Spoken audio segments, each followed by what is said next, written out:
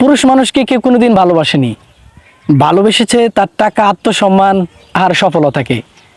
টাকা ছাড়া কেউ দাম দেয় না। পাড়া প্রতিবেশী, আত্মীয় স্বজন, বন্ধু বান্ধব, স্ত্রী পুত্র, এমনকি পিতামাতাও। কি পিতামাতার কথা শুনে একটু অবাক হলেন?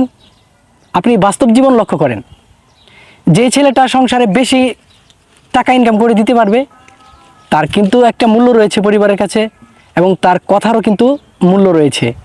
আর যেই ছেলেটা কোনো পরিমাণ টাকা ইনকাম করে দিতে পারবে না, তার কথার তো দূরের কথা, তারই কোনো মূল্য নেই পরিবারের কাছে।